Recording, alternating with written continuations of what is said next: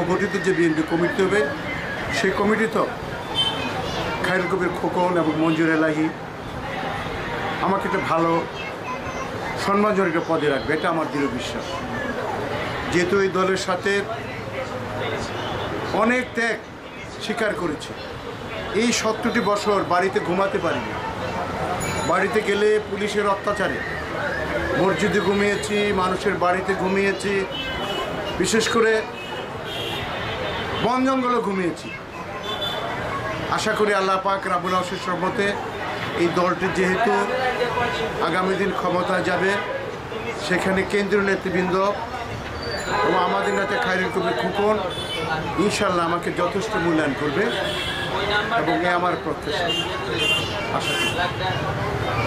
আচ্ছা, আপনি তো স্টুডেন্ট বয়স থেকে মানে এই বিএনপির সাথে আছেন, রাজনীতি করেন, মানে আপনার কি কখনো ইচ্ছা হয়েছে যে আমি রাজনীতি করে মানুষের মন জয় করে একদিন আমি সংসদে পার্লামেন্টে যাব, মানে দেশের সেবা করার জন্য? কখনো মনে হয় ইচ্ছা জেগেছে আপনার? ইচ্ছা তো জেগেছে, আল্লাহ পাক রাব্বুল আলামিন সব ইচ্ছা তো পূরণ করে না। এখন আমার ইচ্ছা সামনে যে উপজেলা নির্বাচন হবে সেই নির্বাচনে আমি সদর থেকে বাংলাদেশ জাতীয়তাবাদী দলের হয়ে আমি উপজেলা নির্বাচন করতে চাই।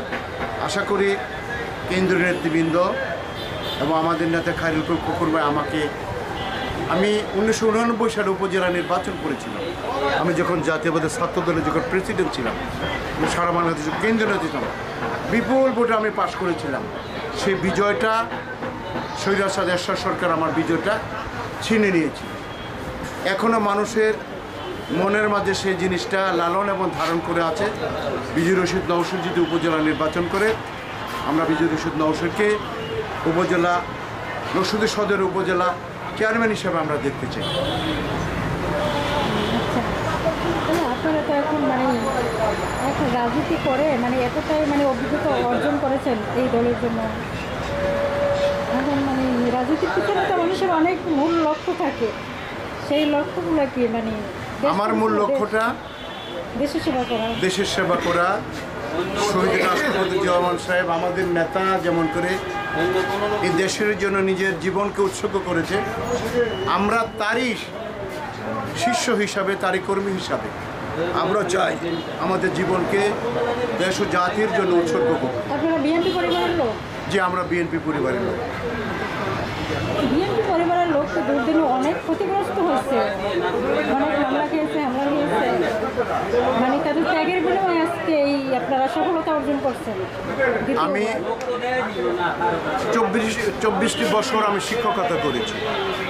আমার পিতামাতার নামে একটি প্রতিষ্ঠান রয়েছে বাঘাটা নূর আফতাব আদর্শ বিদ্যালয়। এই বিএনপি করার কারণে আমাকে প্রতিষ্ঠান থেকে বের করে দিয়েছে। ইনশাল্লাহ আবার যখন এই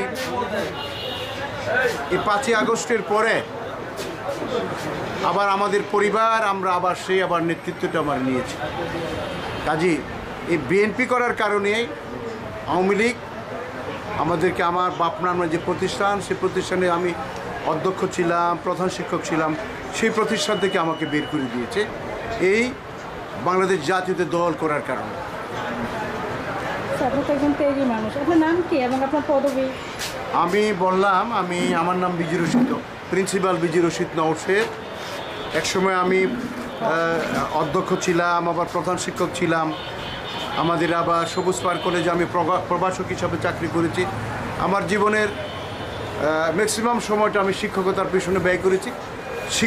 মানে এক সময় শিক্ষকতার আগে শুধু রাজনীতি করতাম এবং শিক্ষকতা যখন পেশায় যখন প্রবেশ করলাম, শিক্ষকতাও করেছি, রাজনীতি করেছি, দুটো করেছি।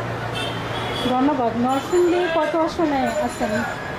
আমরা নরসিংদী সদর 1 আসনে, নরসিংদী সদর 1 আসনের আমরা আশা করি খায়রুল কবির খোকন সাহেব নরসিংদী সদর 1 আসন থেকে উনি ইনশাল্লাহ পাশ করবে, বিপুল ভোটে পাশ করবে। সাংবাদিক জবা জাতীয়